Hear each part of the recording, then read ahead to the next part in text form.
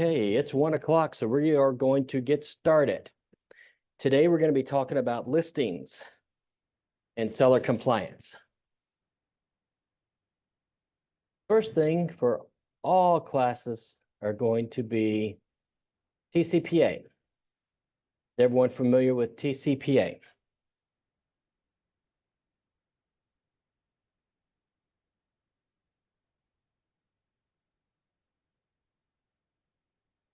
Anyone familiar with TCPA? How about the do not call list? Okay, I got one thumbs up. Right, you know that two thumbs up. This thing is going to bother me. I've got to move them. Okay, so if you're making any advertising phone calls, recruiting phone calls, calls to sellers that you do not already have a business relationship with, you must check the do not call list. That's for calls and for text messages. If you were in our meeting yesterday, I guess it was Tuesday, today's Thursday. There was a federal lawsuit filed against Keller Williams, The Woodlands, and Magnolia on the 4th of this month. Okay, and they're asking for class action status. And it would be any Keller Williams agent who's made a call to the do not call list in the last 60 days, I believe. Minimum fee is $15,000 per call, and it only goes up from there. So please check the do not call list before making any calls.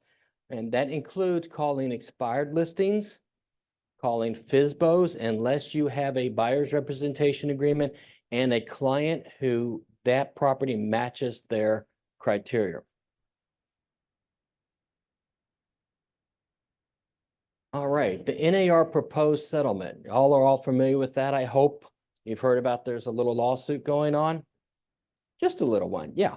Well, NAR proposed a settlement 3 weeks ago, yes, tomorrow. It will go to court probably the first part of May.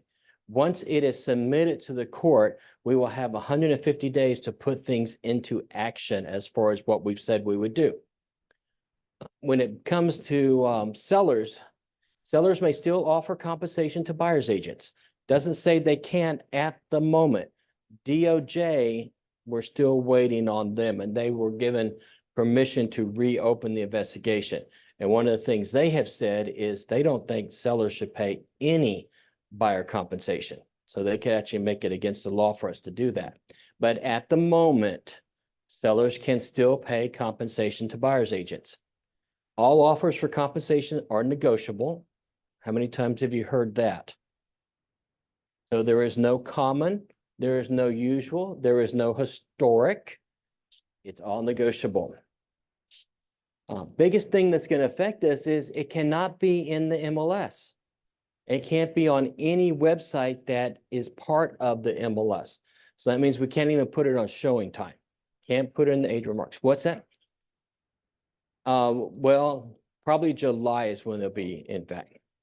Yeah, we have 150 days after they put it in.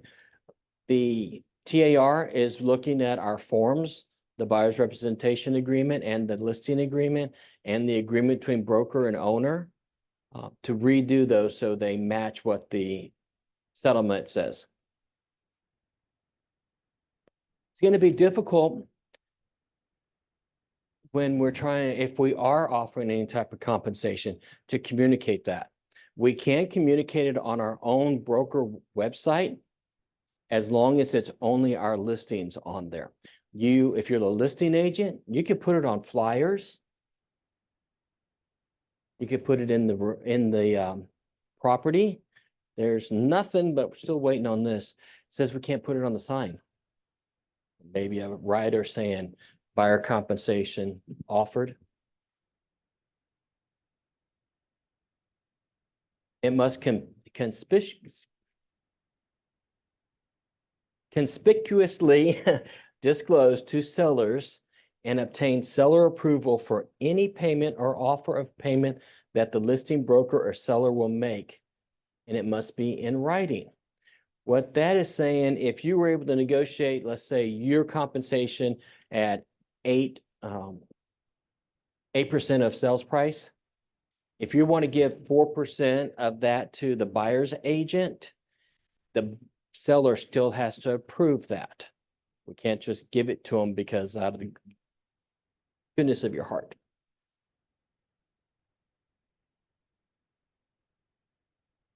Well, it could be between agents. They've said there's 3 different ways someone can get paid. That can be directly from the seller, directly from your buyer, or from the broker.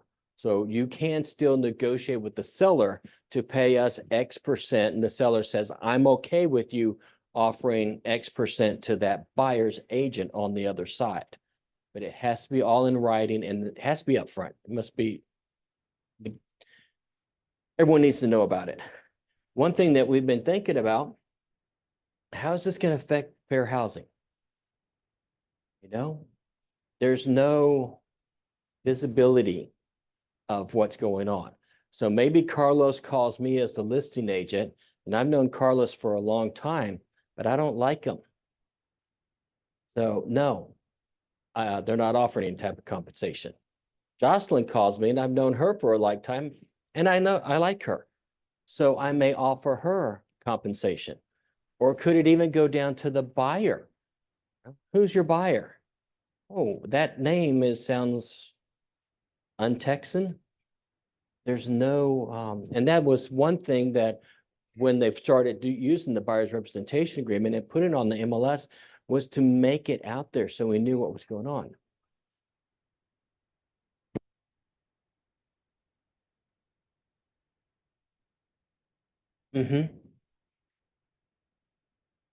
Yes. Of course, this was a jury trial. So it was people, it was common, not realtors or, well, it was some people who had sold homes. And remember, Texas is different than any other state. We have a very good buyer's representation agreement and listing agreement, but some states don't. It has always been TAR's stance that you get a buyer's representation agreement done. It's been KW's policy that you get a buyer's representation agreement done before you show a property. With the settlement, that is part of it. The court is going to tell us that you will have a buyer's representation agreement before you tour a home. Because the buyers need to know exactly what they're going to be paying us and how it's going to be paid. So just start working it. If you have an IABS, do the buyer's representation agreement. There's a chance when they redo it, maybe hopefully they'll come up with the second form that we could use so that I'm not just meeting you and right away getting into an agreement. Maybe there's something that we can do that'll say, hey, if you decide on this property or any other property, this will be the amount, but not really exclusive. But those things are still being discussed. Like I said, it's only 3 weeks into it.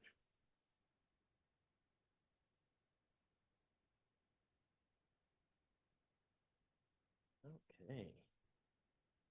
Oh, all right. Why would a seller even want to use a real estate agent? There's for sale by owners all over the place. Why can't I put a sign in my front yard saying that I want to sell my home? In Texas, who can use the Texas promulgated forms, the contract forms? Anybody. TREC is for anybody, the entire state of Texas.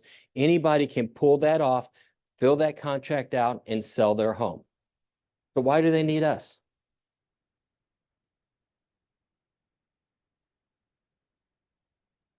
They can do everything themselves, so why do they need a realtor? What's your value?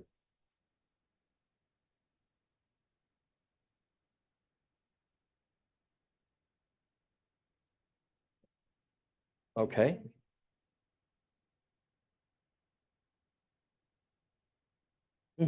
All right.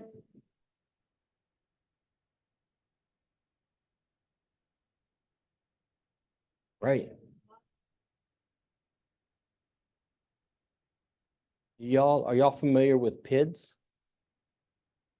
Public Improvement Districts?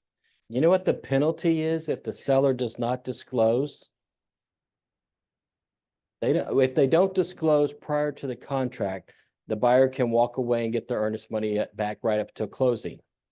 If they don't disclose at closing and later on they find out that they're in a PID, that buyer can go back to the seller, and the seller by law has to buy that house back and pay all attorney and court costs by law. So it's real important that we disclose PIDs. They can also sue the seller up for $5,000 plus attorney fees and court costs. Y'all knew that? Shake your head affirmatively. The sellers don't know that. That's another reason why you need a realtor. All the different disclosures that are required by the state of Texas.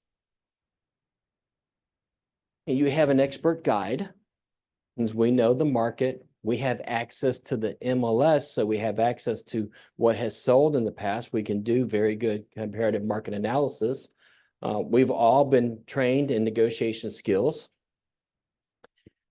Hopefully you all have a network of contacts, vendors, title companies, lenders, realtors, other realtors, exactly, roofers, all of those. We have that. If you don't have it yourself, well, you can always put it online, and you're going to have realtors that are going to give you their advice and who they've used. Market exposure. If I'm a for sale by owner, let's say I put it on my Facebook, my social media, I put a sign in the yard. So it's only going to hit the people that I know, because it's on my social media, and whoever happens to drive down the street and see the sign.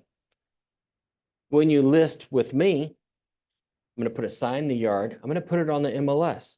Once it's on the MLS, it's syndicated to 40,000 agents in the city of Houston. HAR.com, that's public facing, is the #1 search engine in this area for homes, even above Zillow and Redfin.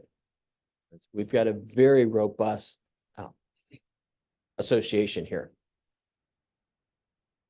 Contracts, addendums, disclosures, and just your knowledge. We talked about the promulgated forms. How about the forms that are done by Texas Association of Realtors? Those can only be used by someone who is a realtor. So you have the TREC seller's disclosure, which is totally legal to be used. It covers what the statute says it needs to. But with the one that we use as realtors, it's longer. It covers more. People very rarely get in trouble for over disclosing. It's things that they happen to forget to disclose that gets them in more trouble. Well, the PID form is a state form.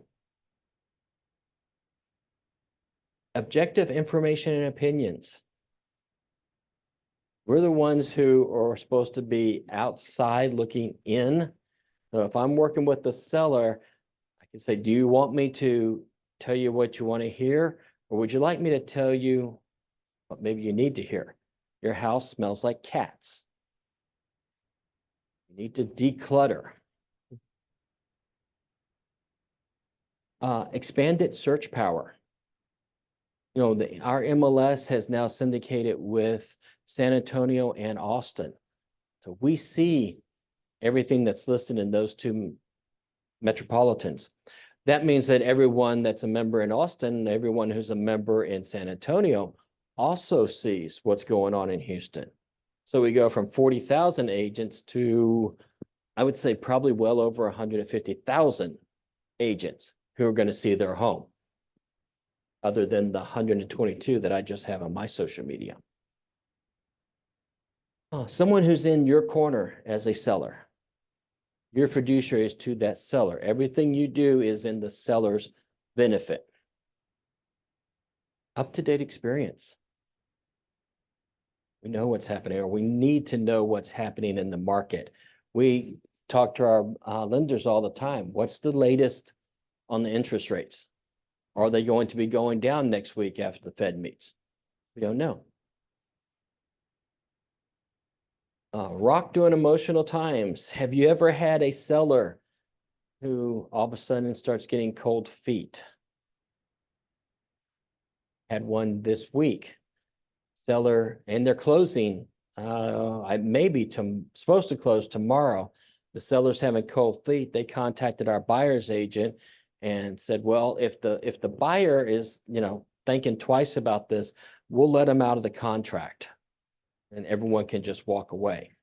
This is just a couple of days before closing.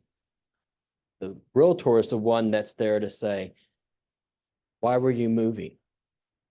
You were downsizing. You wanted to be in this neighborhood. Remind them of the benefits, why they even started the process. And plus, what can happen if they just walk away? They don't have any reason to walk away, then they can be sued for specific performance.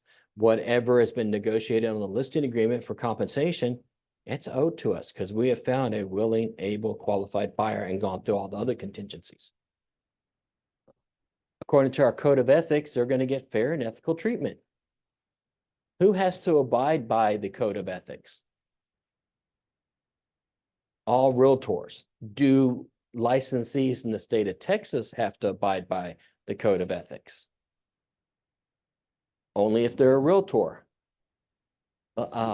Builders normally don't want their salespeople to be realtors. They want them sometimes to be licensed, but once they're a realtor, then you have to go by the code of ethics.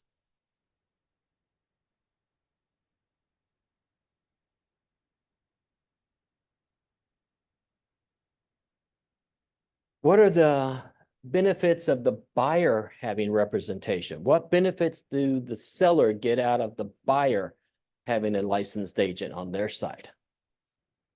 Do they get any?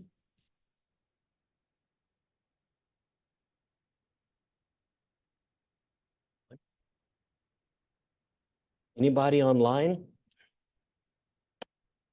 What? Don't you think the seller benefits from having a buyer's agent? Keeps them out of trouble legally. Keeps them out of trouble. Thanks, Cindy. They're probably working with serious buyers. Y'all are buyer's agents. Do you take people out that are not qualified to buy a home, that don't have a pre-approval? No, we know we're spinning our wheels at that point. We've already talked to them and figured out what they're looking for, narrowed the search down from all the properties that are on the MLS down to these few properties that meet their criteria and are in their price range. So right away, you know, I have a serious buyer.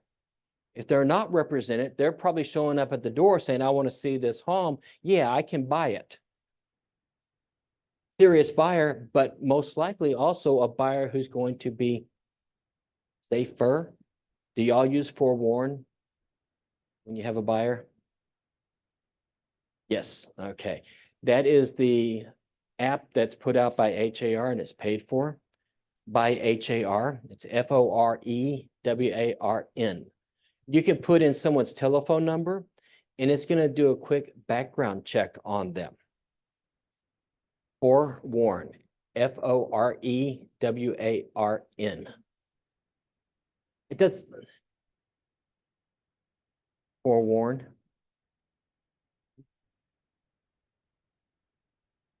No, just FOREWARN. You put in someone's telephone number.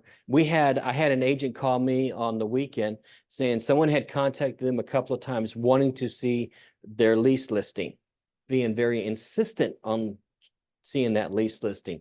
But when she put their telephone number and their name into Forewarn, it came up that he had a history of assault. He's like, well, do I have to show him the property? No. If you don't feel safe, you don't have to show that property. Or maybe you go with 2 or 3 or 4 or 5 other agents with you.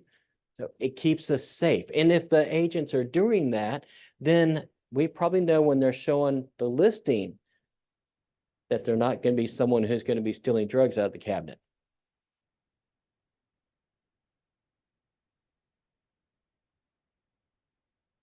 The buyer's agent is. Mm-hmm. Yeah, and it runs a quick background check. It's been around for a while, but HAR negotiated to have the app because I have a friend who is on the dating apps and she uses it there before she meets anybody. Mm-hmm. What Like we were told in the military, stay alert and stay alive. A qualified buyer. They've already gone to a lender. They've talked to the lender started the pre-approval process. So you know you're dealing with a qualified buyer. You get more market exposure on the buyer side. It's just like with the seller, that buyer's agent has access to all the MLS in the 3 big metropolitan areas.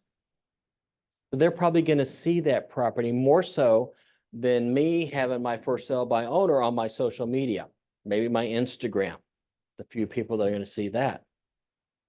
Professional guidance. Buyer's agent can help coordinate viewings, inspections, setting up closing, liaison with the buyer's lender. As a listing agent, you don't always, it's your fiduciary to show the property, but you also want to be safe with it. No misunderstanding between fiduciary and loyalty. I'm showing my listing. It's easy for that buyer to get the idea that maybe I represent them also, which I don't. My fiduciary is always to the seller, since we don't do dual agency or intermediary without assignments. First-time home buyers may not have the extra funds to pay their agent and be able to qualify for the home at the same time. FHA and VA, they can't pay their agent. When I bought my first home through my VA benefits after I'd just gotten out of school, I had about $500 in the bank, and that covered my closing costs, which the ones that the veteran can pay. I had no extra money to be able to pay that agent. So if I was going directly to that seller, I wouldn't have known what I was doing, and I probably would have never even gone to see the home. Less delays when executing an offer.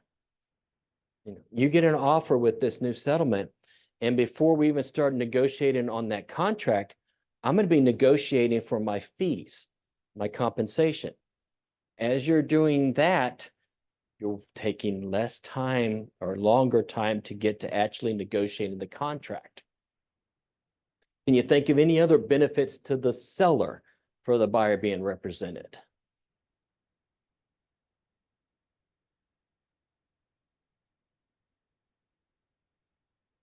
Scheduling closings, disclosures. It's also the fiduciary of that buyer's agent to make sure they're getting the correct disclosures for their buyer.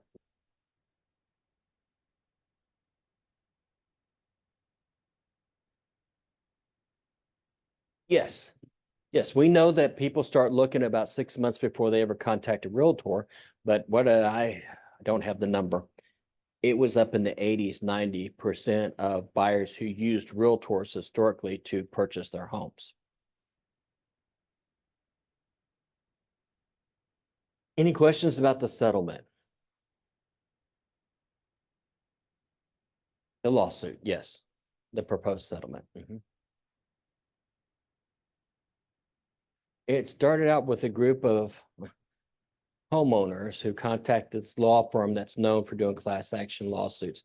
And they said it was an antitrust that NAR had cooperative compensation that the seller paid, or the selling agent offered the buyer's agent compensation. And they say it raised the prices on homes unfairly. No, not yet. Yeah.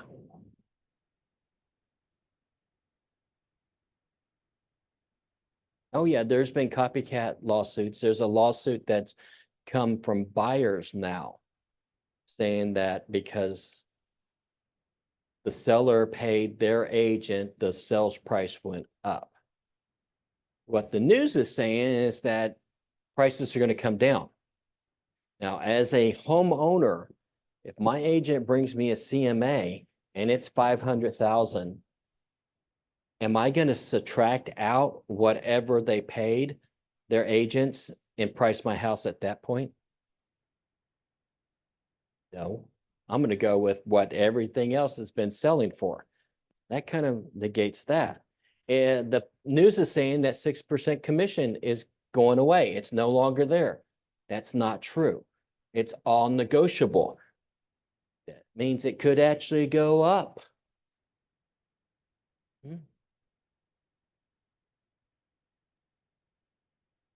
Federal. Well, it started out in Missouri, then it went class action. Started out with the state. Yeah, there's one filed in Texas, but part of the settlement is that those copycat lawsuits will go away. It'll all be covered under this settlement. Gary Keller also negotiated and settled on this case. And I think KW paid out 40 million. Yeah. The award from the court was $1 billion. So this settlement brings that way down. This settlement gets the lawsuit didn't, it included a few big teams, but they really didn't sue individual agents. They sued the brokerages and NAR, HAR, all of those. This settlement says if they agree to it, you're going to leave our people alone.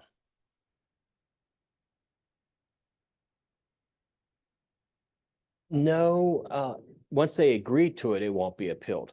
They don't have to agree to it. We're pretty confident that they will.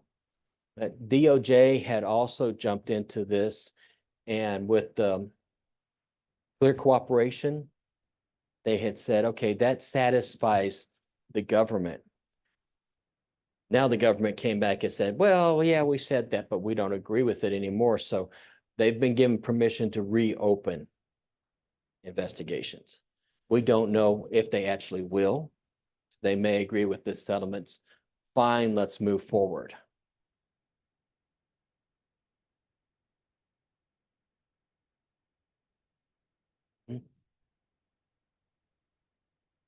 Lawyers. Yep, group of lawyers. It was a jury trial. We believe that agents make too much money, and because of what all the money that we make, it makes house prices go up. And they sold it all right. So okay, what we're going to talk about with directly into listings, we're going to talk about some of the TREC rules and broker responsibility. Understand right now, TREC is not involved with this. This is something with the associations. TREC is outside of negotiations for compensation. We're going to talk about what to do prior to going on a listing appointment. We're going to go through the listing agreement. Going to touch on the seller's disclosure. We're going to talk about MUD notices. I keep saying I need to change that to water notices. Wire fraud. It's still happening. We've had people, it was the end of last year, $35,000 they lost. And once that happens, it's gone. It's very, very rarely they get the money back because it goes to one account and then automatically it jumps to several other bank accounts and then it's offshore and you're out $35,000. I can't afford to lose $35,000. Maybe some of you could. No, it happens before.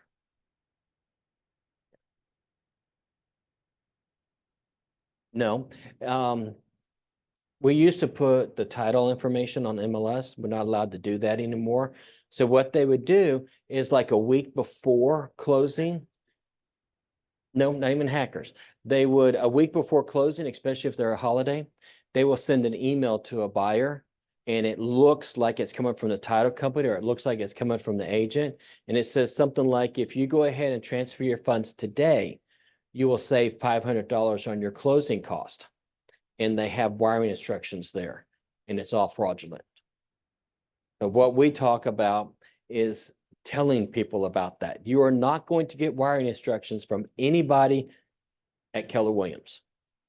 You're not going to get wiring instructions through the email from the title company. So if there's a change, they're going to be contacting them. If you get any emails or anything like that, we're telling our clients, you check with me, you check with the title company. You don't call the number that's on that email because they've got it very sophisticated. If that number comes in, they know to answer it, you know, Fidelity Title or whichever title company.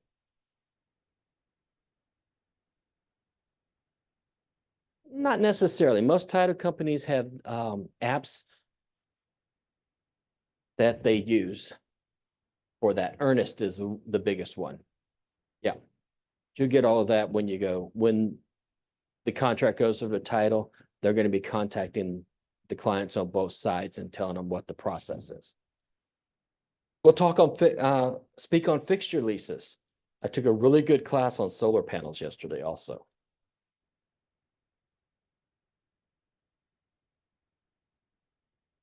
No, yes, it was at Integrity. It was Jody Charette who taught the class. It was good. Yeah, I'm working on a list of questions for sellers and a question for buyers. All right, y'all know the difference between TREC and TAR?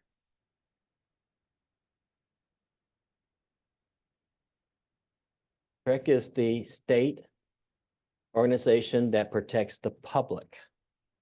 TAR is our association that is there to protect us. And I know people are very upset with the NAR for settling, but NAR settling really protects us.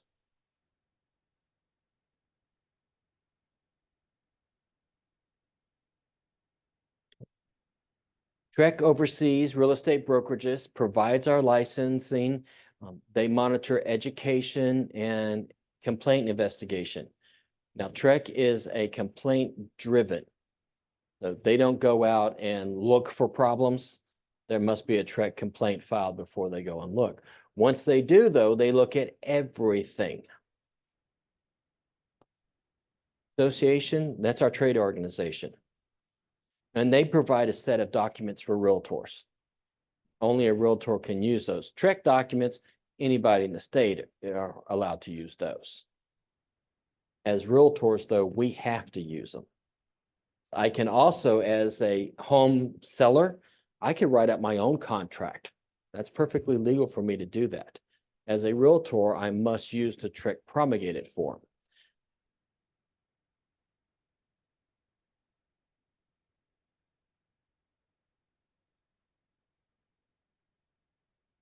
Yes. Yeah. Because it asks a lot more questions. There's more chance for that. It cues the sellers off of what things to think about. TREC is only, what, 2-3 pages long? And what TAR has done is watched what has happened historically and put that into the seller's disclosure.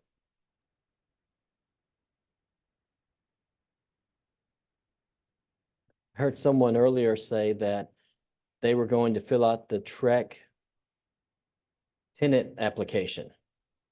You know which form that is? It's not one. TREC doesn't get involved with leases. Those are all association forms. Commercial, TREC doesn't promulgate commercial forms. The association promulgates those forms. Right, only a realtor can use those. Nope, not if they don't have an agent. If they have an agent, they can use them.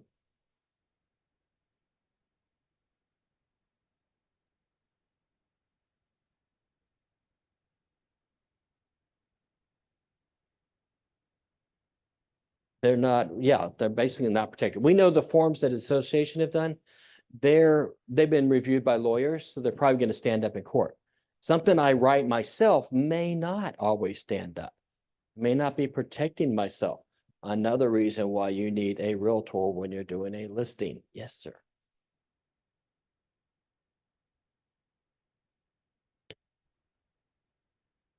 Now, TREC forms are for everybody.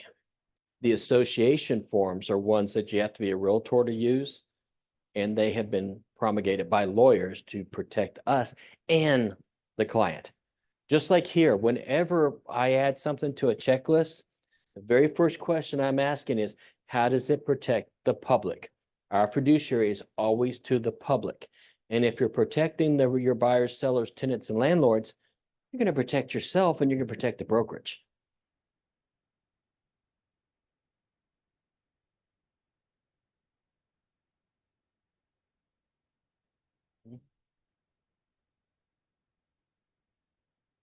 Oh, yes.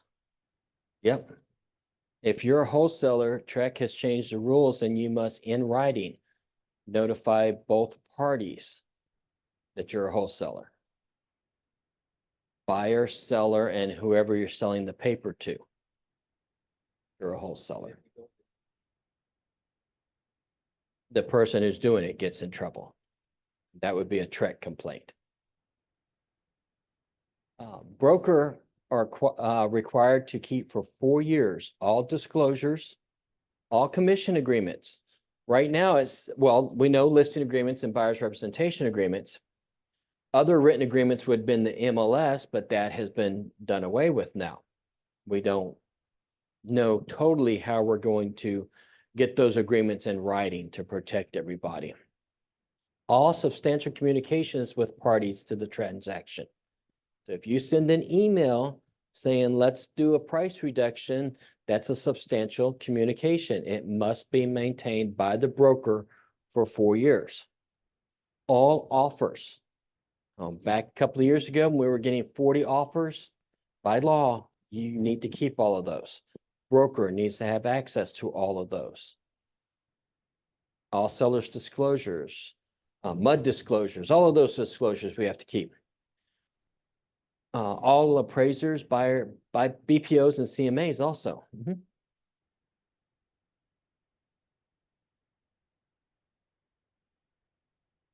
It's a substantive communication. Yeah, it has to be kept. 4 years. 4 years. Best practice, put it on our sites that we have here at the office. .loop, DocuSign, Command. Then it's on the brokerage to keep those. If we come up with the lawsuit and we don't have all the communications, we're going to be calling you saying, hey, we need to bring those in. And you are expected to have them for 4 years. If you're keeping anything like that on your hard drive, there's federal laws that go into place. If anything happens, like you lose your laptop or it is hacked, you have to notify everybody who's on your laptop, and you have to pay for credit monitoring for a year by federal law. You have to keep appraisals and CMAs. Now we have the Keller Williams disclosure, and on there it says that a CMA was done and the buyers or sellers are signing off on it that they received it. Make sure you have it. It's not required to be uploaded, but I would sure upload it if I were you to show that you actually did it.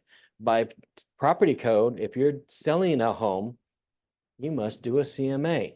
A buyer, it is a policy of the brokerage that you do a CMA. All we're doing is educating. So someone calls you and says, hey, I want to sell my house for $150,000. You know, as a good realtor, that the market in that neighborhood has gone up to $225,000. But that realtor says, we'll sell it. I know it'll sell fast. Well, of course it's going to sell fast. It's $100,000 below the market value. And that happened. And the judge made the realtor buy the house several years ago. All we're doing is educating. We're showing them what the market says, and it's up to them. I need to be out of my house before the end of the school year so I can get my kids in the next one. So I understand the market is at 250,000, but I'm going to list my house at 220,000 because my main goal is to be out of the house and have my kids in a new school. We're just educating.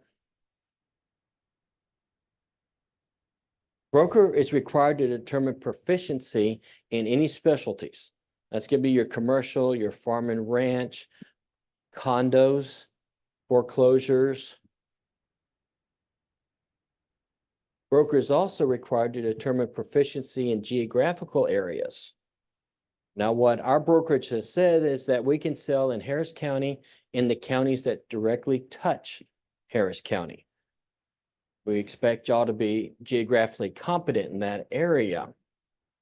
But we kind of leave it up to you. Do you really know this area well enough to be able to sell the property? Can you name the counties that are in a groundwater conservation district? Can you name the counties that are in the subsidence districts? Anybody?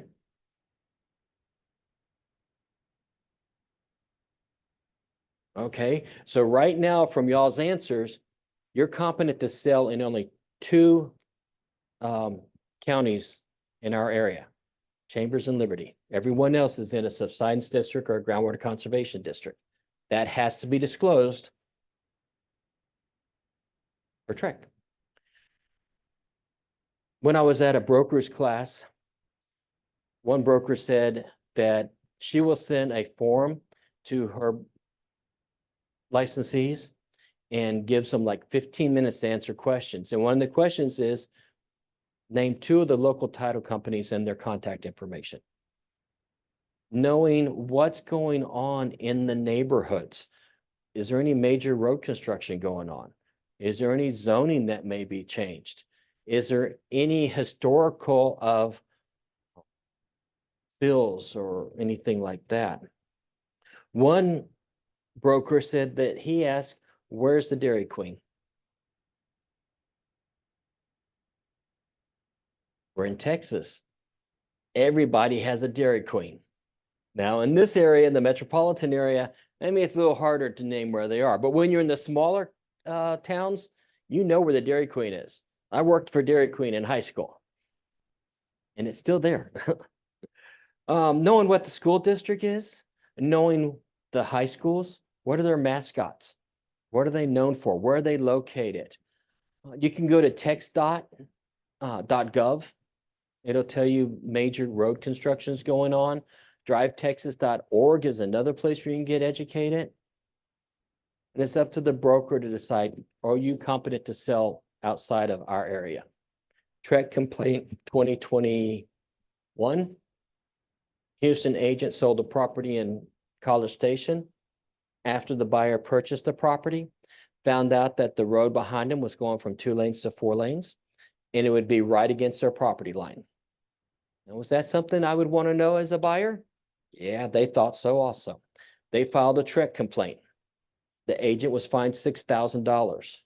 The brokerage was fined a couple of $1,000, and that agent is in court with that buyer for malpractice.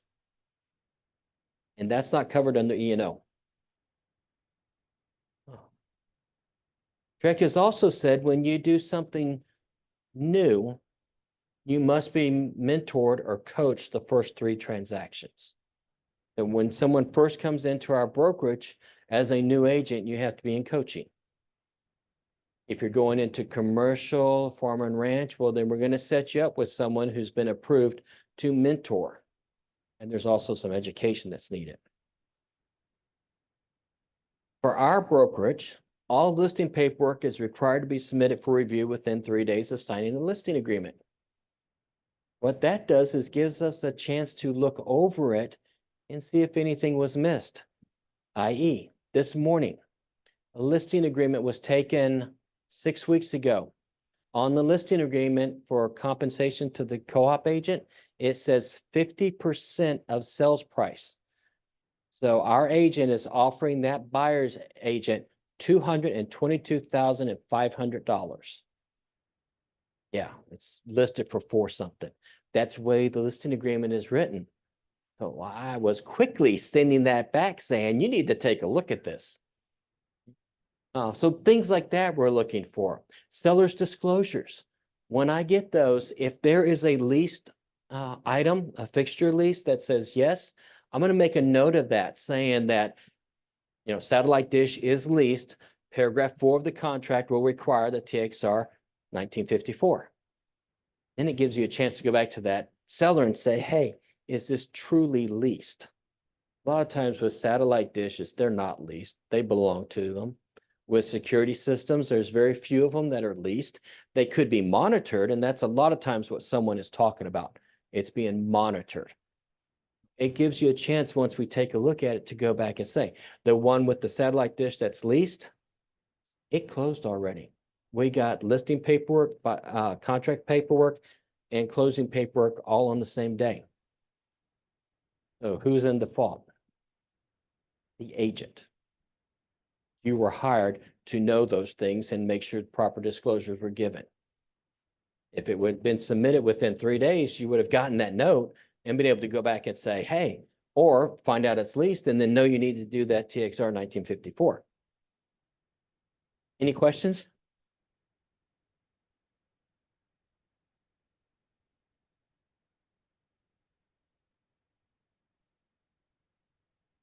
Before you go on a listing appointment, so I've gotten this appointment with you, verify who the owners are. John Smith called me. Look at the tax record. Is John Smith the owner of the property? Or is it John Smith and Jerry Smith? Well, where's Jerry Smith? Is Jerry Smith going to be there? Is Jerry Smith dead? If it's held by an LLC.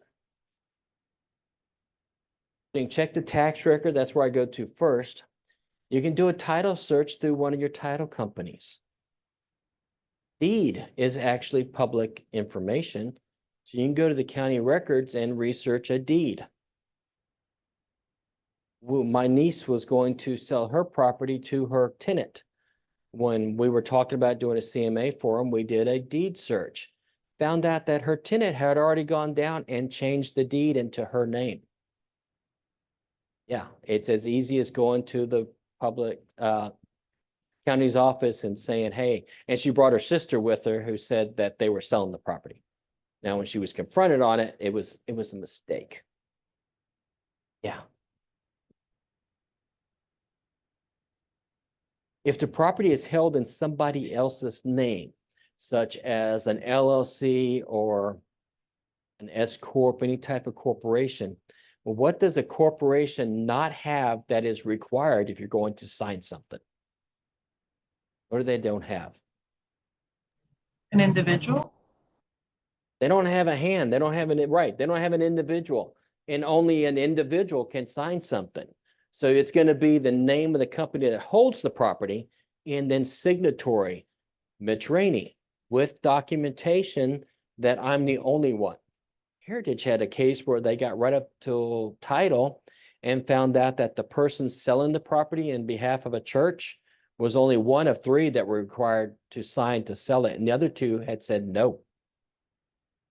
So they'd already marketed the property, gotten a contract, sent it to title to find out we can't even legally sign this property.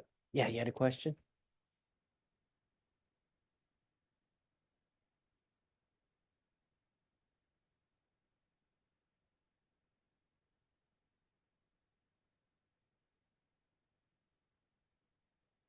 It's going to be on the deed or the title or the tax record. It'll say XYZ LLC. And then it's up to us to find out who has the rights to bind that company. It can be on the letters of incorporation for the LLC. It'll show you who the manager, CEO, everything is. Okay, so we need that then if we have something for an LLC. Yes, you need to have that. Mhm. Just recently, Roger had a call from a friend of his who at title found out that the property was being sold and he wasn't the one selling it. It was a fraudulent seller. Real important, we know who we're dealing with. So if you're doing a listing and the person, especially if it's paid off unimproved property, you want to make sure you're talking to the true owner of the property, doing your background checks. If they're saying, I want to sell it like under market, then that's a red flag. If they're not able to meet with you, well, I'm out of the country, doing a recorded Zoom call with them. And a lot of times when that happens real quick, they're not available for that. Mhm. There's a lot of fraud going on. The last time I was at the Management Central, there was probably at least 5 brokers in there who had recently had fraudulent sellers contacting their brokerage. If it's an estate, has it gone through probate? Is it being sold by the executor, executrix of that estate? If it's a divorce situation, do you have a divorce decree stating who has the right to sell the property? Sometimes it may be one party that can sell it, but both parties are going to split the proceeds. We need to know that. Check the MLS for prior listings. Just see what the history of that property is. I like it because I can look at the pictures. So if I go in and see this property was listed 5 years ago, I look at the pictures. When I go to the home and I've got my good CMA and I've got a range and I see that property looks worse than it did 5 years ago, I'm probably going to go to the lower part of my range. But if I go in and I see that they've updated everything, then I can go to the higher. But I kind of have an idea of what's happening with that property, what it looks like.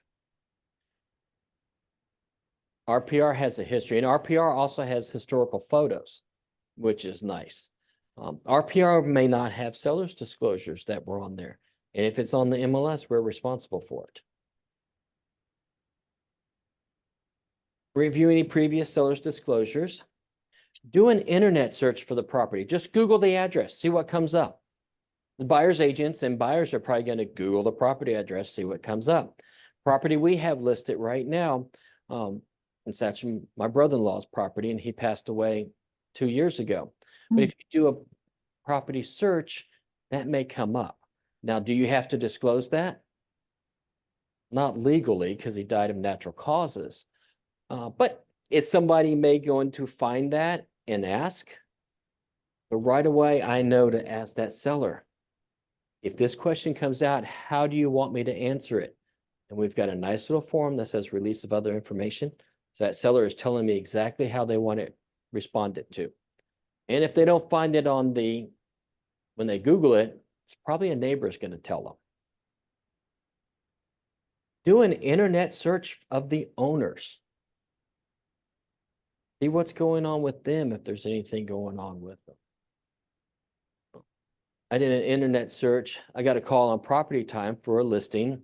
They wanted me to be over there like 48 hours later. So I did an internet search and found out that she was divorced. She was a member of the Daughters of Texas Revolution, Daughters of the American Revolution. Did I already have little clues that could help me build rapport with her? Yeah. And also it's for safety. Visit the property, drive the neighborhood, see what's going on in that neighborhood. Any questions about prior? Of course, I didn't put on there, you're going to do a CMA.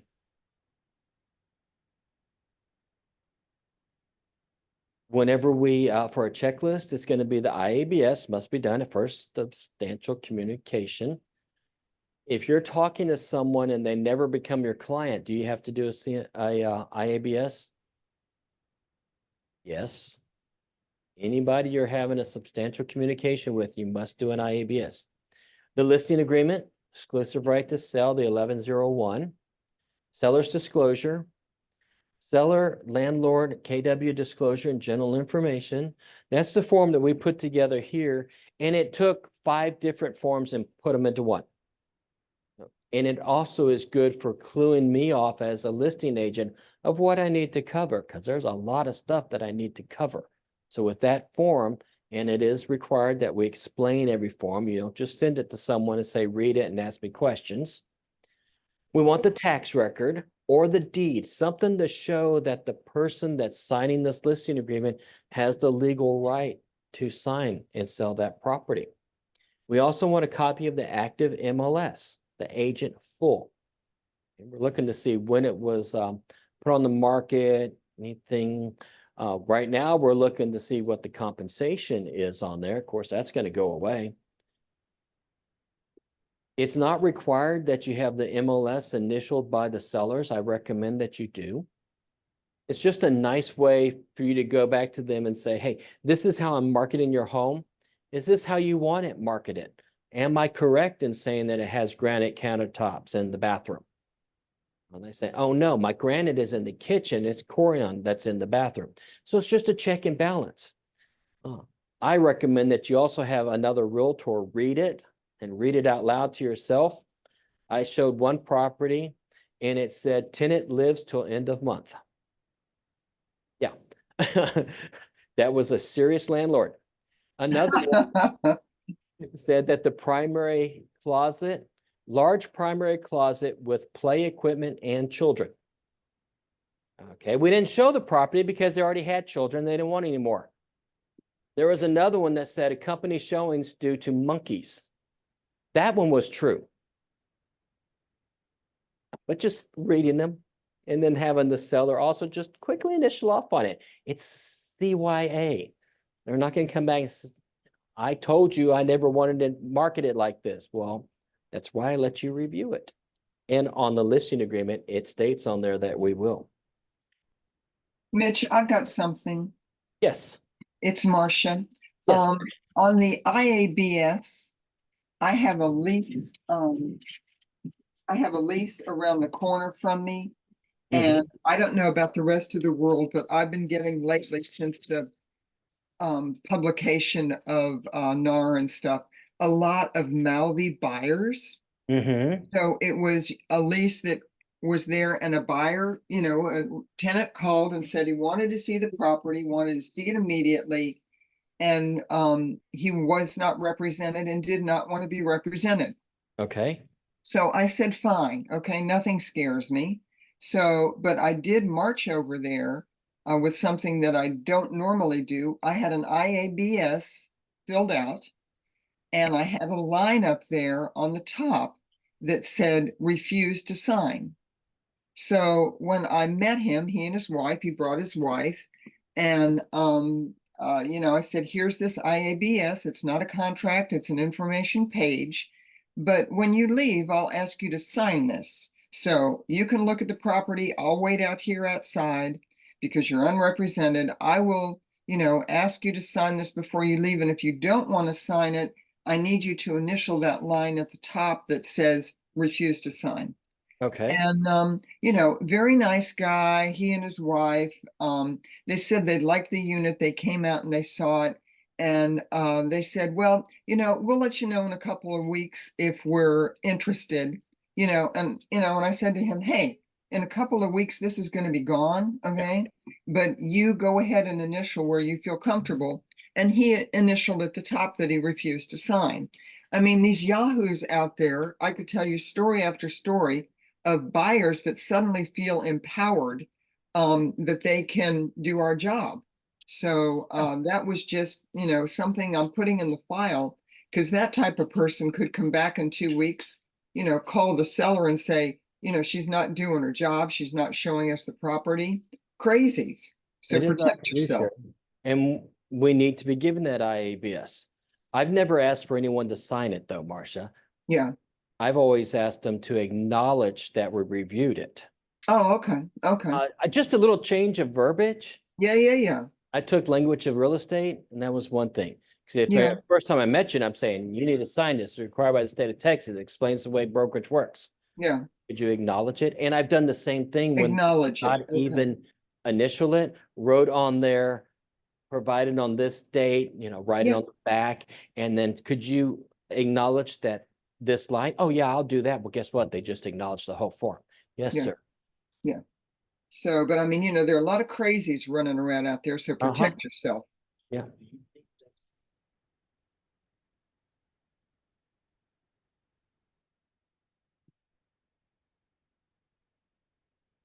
Yes, that's what she said with, he was asking if it was a safe way. And yes, it is. It's showing that you're doing your fiduciary for that homeowner. You're showing the property if it's requested to be shown, but you're also covering yourself. I would also recommend you use Forewarn to check out those people. All right, I'm going to escape from here.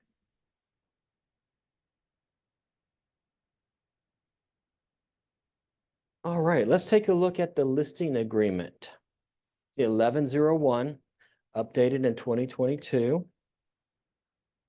Make sure you're using the correct forms for everything. 7/8/2022. Who are the parties to the agreement?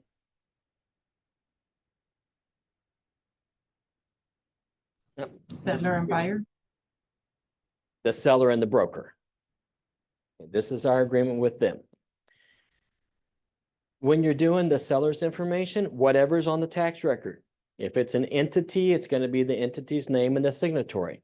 If it's a state, it could be the estate of Mitchell Rainey, our executor, Carlos.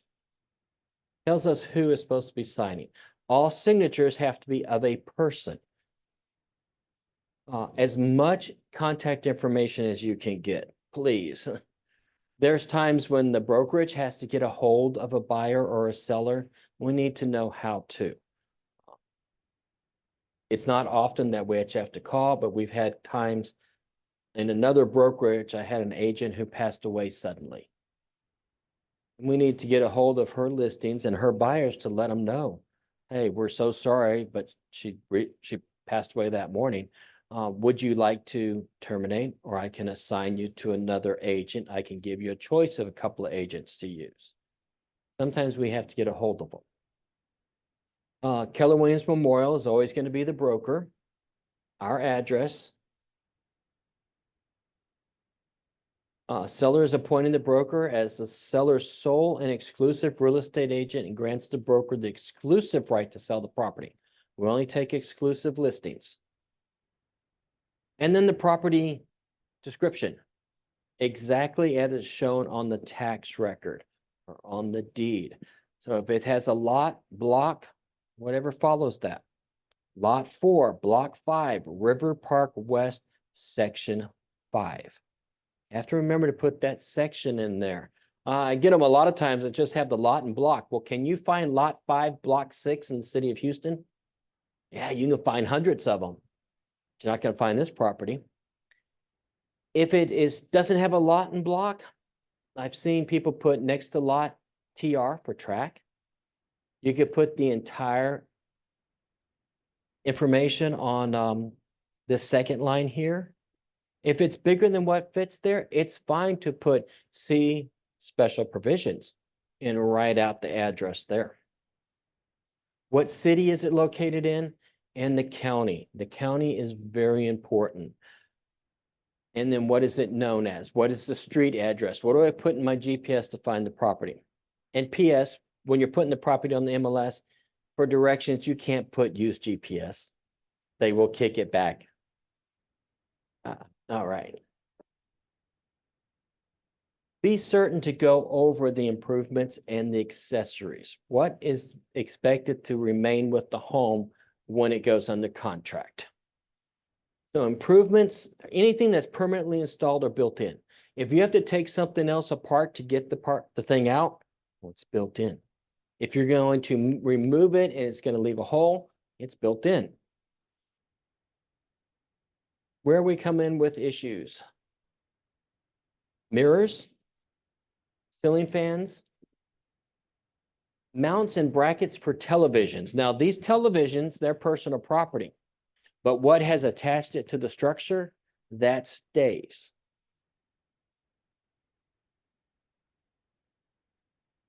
Ceiling fans.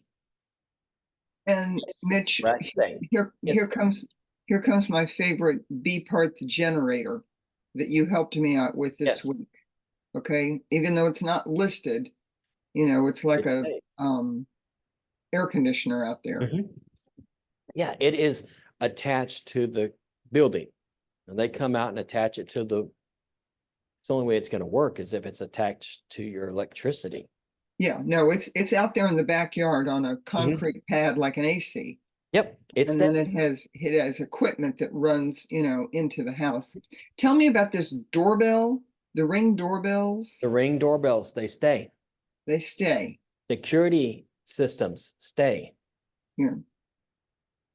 Now, where do we have to be sure that they unplug the doorbell system, the Ring doorbell, because they can keep that sometimes. They do that. That's going to be at closing. It's going to be a closing. Yes. Okay. Yes, ma'am. Beforehand. Yes, they can remove anything beforehand. Okay. Do we need a special form for that Ring doorbell? Nope, Or no? Okay. it's included. It's covered. Okay. Yes, if you have anything that's, let me go through the next paragraph, okay? Accessories, those are going to be your curtains and rods, blinds, window shades, draperies, and rods. Those all stay. They help you with the enjoyment of the home. They're going to stay with the property. That's where we end up with issues when you go do a walkthrough and all the curtains are gone, but they weren't excluded. Security systems that are not fixtures, those cameras that you can plug in and put on the mantle, that's part of the security system. It stays. Ring doorbells, part of the security system. It stays. They have garage doors, entry gates, and the controls for those. Because right now, I can turn on my hot tub in my backyard from my phone. So when I sell that property, I have to be able to give that app to the buyers and tell them, you know, what the passwords and everything are. At this point, once you've gone over all of this, best practice is to ask that seller to go in and change all their usernames. Have just one username and change all the passwords to one password. And then as a buyer's agent, once they give you that in writing, I'm going to tell my buyer, you go home, you sit down and you change all of those. So it takes away their access to it.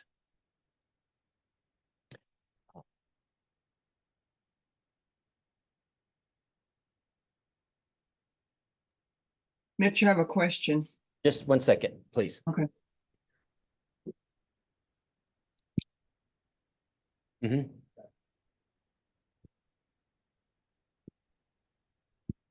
Took it away before Yeah. the closing. Carlos was just asking if there's a conflict between what is on the MLS and what's on the contract. Say they have on the MLS that the refrigerator stays. So it's always better to put it in It the has to be. MLS MLS is not, non-reality items. yeah, MLS is not part of the contract. So if it's not on the contract, it doesn't stay. Agents buy refrigerators and washer and dryers more often than anything else. That is not binding what's on the MLS. It is saying that it's available. And then exclusions. Yes, ma'am. Yes, Mitch. Oh, go ahead, Marcia. I'm sorry. Oh, okay, no problem. No, I was backing up to accessories as far as C. Normally my people, if they have security, they just contact the third-party security and they turn off all the passwords and all that through them. Oh, that's I good. haven't seen them give the passwords and all that stuff to the new buyer at all. I see them deal with the third party and just shut that down. Yeah, they can do that also. Okay. And then it's up to, that's the monitoring part of it. So they're going to end their contract. Yeah, right. Okay. Buyer to restart it. Go ahead. So what if it's the opposite? Let's say you have a property that is furnished for rent Mhm. and the person wants to leave all the stuff there and the tenant doesn't want it. And it wasn't in the listing, it was not listed as furnace. That's a negotiation. So it's not like a part on the contract where we say Nope. furnace or not furnace. Well, and if you're doing a lease listing, you would want to have an inventory of everything that's staying and you make that a part of the lease. Yeah. And what about for the regular listings? So let's say somebody who is buying with a washer and dryer, and they want the owners to take it. Also a negotiation, right? It's all, No. there's no addendum. Washer and dryer do not stay. That washer and dryers are personal property. So all personal property need to be off the property at closing. Exclusions. So anything that's listed in these paragraphs that the seller is going to take with them, the personal property or as attachments, they need to put it as an exclusion. Best practice, remove it. You're moving, right? Go ahead and remove it, pack it up, be ready to go. Also with that, say I want to take the brand new ceiling fan I put in my living room that has the remote control that controls the light and the speed of the fan, and I can even reverse the fan while I'm sitting there. I may want to take that with me. Now, I can remove it when I go to, before I list my house or right when I list it. It's also going to control my cost. Because you as a buyer, if I tell you I'm taking the ceiling fan, are you going to say, go to Home Depot and just buy one and put it up? Or are you going to say, no, I want a ceiling fan that is wood, that has a remote, that controls this, this, and this? Who's controlling the cost? I removed it and I put another one up there. the seller's controlling the cost.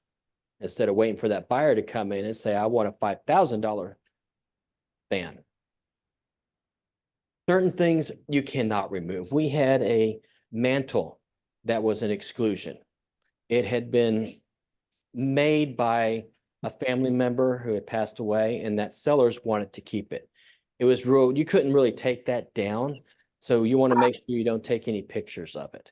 If it happens to be in the pictures, which a mantle, there was hard not to have in the pictures, make sure you put in there, it's an exclusion. All exclusions need to be on the MLS also. I see a lot of agents, if there's exclusions, they'll do a separate page and even upload it onto the MLS. Any questions about property and accessories and improvements? Yes.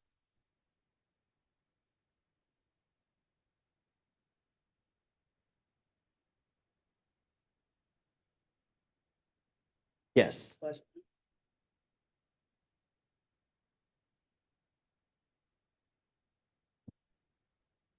You negotiate it. It's part of negotiation. She was asking about washer and dryers with leases. If the landlord's leaving it and the tenant doesn't want it, it's a negotiation. Yeah. You put it on the lease. All right. Mitch, I have a question Yes, for ma'am. you. Can you hear me? Yes. Hi.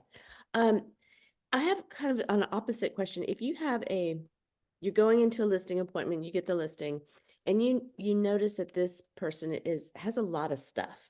Hmm. And how do you gently tell them or firmly tell them that the expectation is that all of this stuff is gone at closing or before closing? Mhm. Because I've had several friends, realtors, who have been stuck with this situation at closing where it's just a junkyard left. Yeah. And then what do you do? I had it happen once. And even after telling the seller several times, I told them, when you sign and they sign, everything that's in the house belongs to them. So if you want that stuff, you need to get it out. If it's not out and the house is ready, you can also put it, I would put some of that in the contract. If I'm the buyer's agent, Mhm. house is to be professionally cleaned 24 hours prior to walkthrough and empty. You know, put it in the contract. Yeah. Because often it's a huge expense for that buyer to then haul off all this Try to junk. get rid of it all. Yeah. Exactly. They also could, I guess they could actually say they weren't going to close until the house was ready to be moved into. Right. If it's not stated in the contract, it's supposed to be broom clean. And that's real subjective. So so your suggestion would be, as the buyer's agent, you should be the one writing in that everything needs to be cleaned. Yeah, if I go into a house that looks like that, yeah, I had part of my value added was I would pay for a staging consult. And the stager I used was great. I remember one home, she walked into it, and in the dining room, which was right off the front door, they had lots of pictures of their kids, you know, from birth to whatever age they were, a lot of pictures of their boxers, a lot of little figurines of boxers. And she went in and she talked about, you know, the kids. How old are your kids? Everything with that, the dogs. And then she offered to purchase the boxer, their pet. She said, my grandkids love them. Can I buy it? And of course, the sellers were right away taken back. They're like, well, no, we're not selling our dog. And she's They're like, great. okay, well then how about the children? Which also got him very like, I what? love it. And she said, that's what I see in this room. And you're not selling the boxer or your children, you're selling your house. And you kind of saw the light go on. That's awesome. I need to declutter. I need to get rid of these things because at this point, I have a product to sell. And that is this house, not this home, this house. Yes, And the way she did it, I thought it was great. that is genius. Is the home in a homeowners association, mandatory homeowners association? Yes or no? If it is, you want to be start getting that information. Find out how much the transfer fees are, total transfer fees. There are some that are outrageous, like $4,000. So you're going to be able to negotiate that when you have a contract, but you need to know what it is. And then what's the listing price? Does the seller at this point telling the broker, I want to market it at this price? Now they don't, they can always change that price. They can negotiate that price down or up when they get a contract. At this point is when I would usually present my CMA, and everybody does it different. I would take in the solds that I were using on my CMA, and I would take in the active. If there's two people selling the house, I would give one this stack, one that stack, and ask them not to talk to each other, but tell me which one you'd purchase. And at that point, I've got my range, I always have a range, and ask them, where do you want to list your property? Now, if they say, I want to list it at 500, well, you just told me that you would buy this house here for 400,000 and it has a pool. So why would you want to buy this house for 50,000 more? You know, there's homes that sell and there's homes that sell other homes. Yeah, net seller proceeds at this price. And if you go in and you tell a seller, we're going to list your house at $453,025. If it doesn't sell at that price, whose fault is it? Probably going to be falling on us. But if you go in with a range and you present a great CMA and you ask that seller, what price would you want to list this at? And they say $453,000. Whose fault is it if it doesn't sell at that price? It's still yours. But, you know, it works a little better. And if someone's going to overprice a home, you have to decide whether or not you want to take it. You don't want to be chasing the market. It's going to stay on the market much longer. A rule of thumb I always use, if you have 10 showings and no offer, you need to drop the price. If it's on the market for 10 days, I actually would go a week. With no showings, you need to drop the price. Sometimes, on rare occasion, you may want to go ahead and list it at the price they want, and you already have an amendment that says, we will drop this to this price on this date. Go ahead and have it there for them. So they agree that within 5 days, no showings, the price drops. But practice the way you present your CMAs. And then when does the term begin? I like the term to begin today. I'm sitting with you today. So on here, I'm going to have 4/11/2024. And then how long am I going to run it for? On your CMA down in the right-hand corner, there's something there that kind of helps me with how long I want to keep the listing on the market. You know what that is? What's it called? Days on market. Yep. And cumulative days on market. So I know when I'm doing my CMA that things in this area are taking 4 months or 5 months to sell. So I may want to do my listing agreement for 6 months, or maybe I'm going to do it for a full year.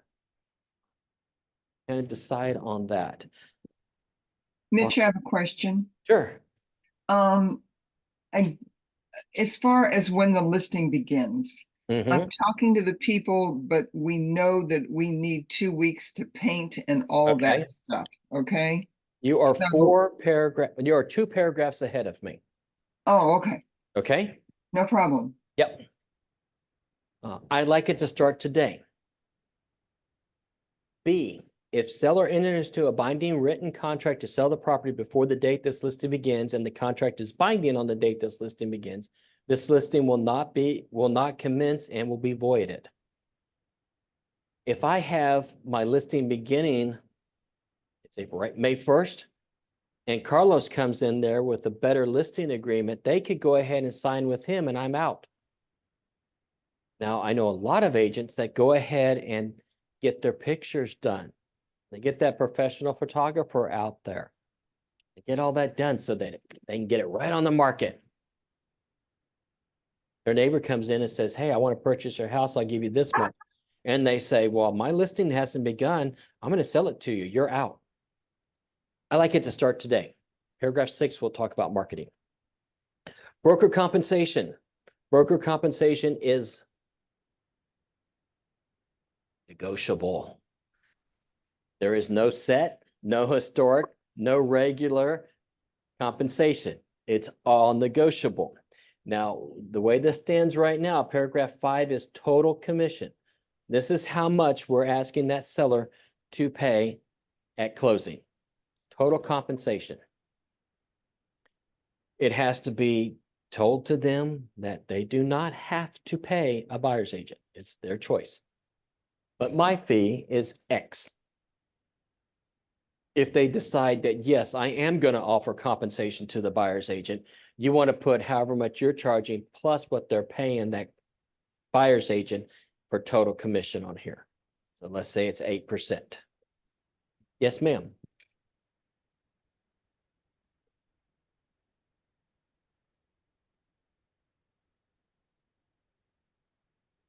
Mhm.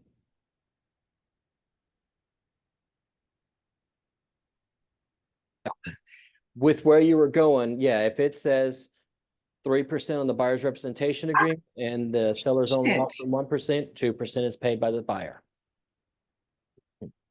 Yes, I see. Be quiet now. I'm listening. Right.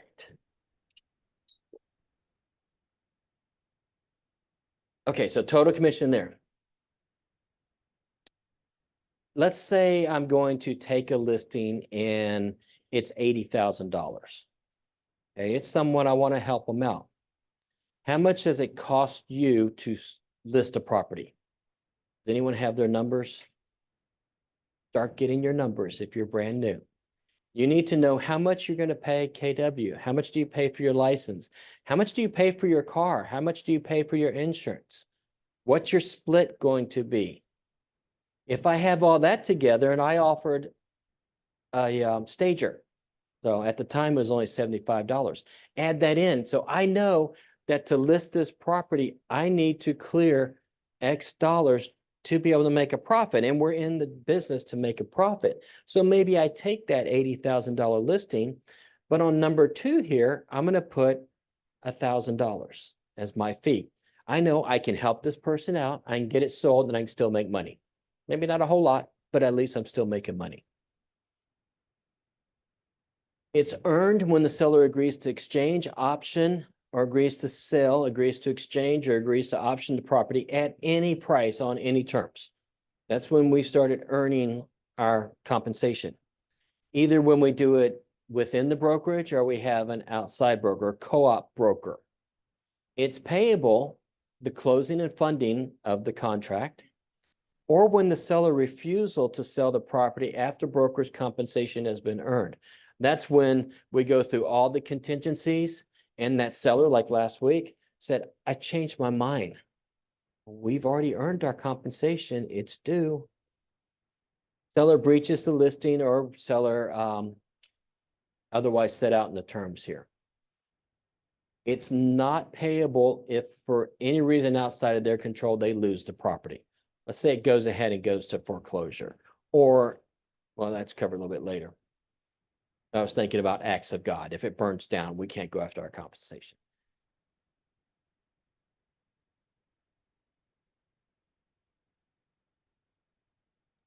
Mitch, Just a second, Marcia. okay. Oh, variable rate. Well, it's probably going to go away. Variable rate would have been, I put 8% on here, but then in line 2, I say, if there's not a buyer's agent, I'll only charge you 4%. So it's variable on how the other side is compensated, and that's going away. Go ahead, Marcia. I was gonna say that might stay, but I don't know. Never mind. Mitch, I'm still a little bit confused, like on 4A. I can Mhm. put in there that the listing starts yesterday, like 4/10. They've got 2 weeks of work to do. Yeah. But then when I go on the MLS, it asks me when the listing begins. And I think if I put back a previous date way far, it balks. Yes. I understand that. Yeah. Okay. That's a catch. Normally it takes the day that you're putting it in. Yeah. So what should I put on this 4A? The day that you're there and you get it signed. The day that I'm there, I'm gonna, and then what do I do with the MLS? Just put the When day it that, starts marketing, yeah. Marketing date. the marketing date. Okay, okay. I didn't know I could do that. Okay, well, that's good. All right, Yeah. thanks. Go ahead.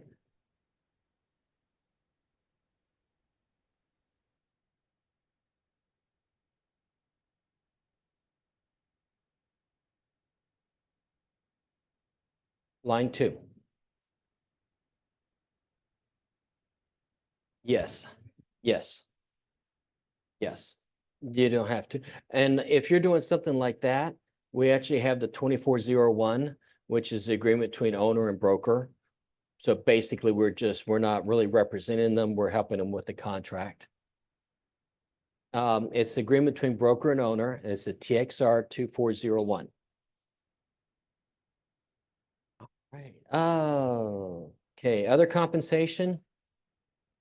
Breach by buyer in the contract. So you go through all the contingencies and it's the buyer that backs out at the last minute. Seller sues the buyer for specific performance. We go after our compensation based on whatever is granted them by the court minus court cost. Let's say they sue them for 450,000, they get 350,000 after they pay all their fees, then we get whatever we had negotiated on that. Rare.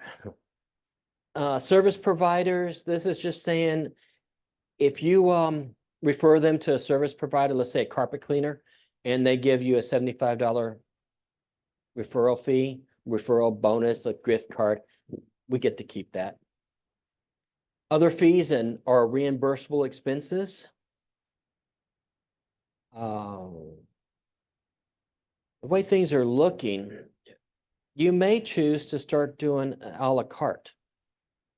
Here is my 8% listing fee. This is what I'm going to do.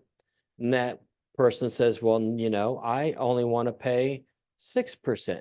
Okay, well, this is what I offer.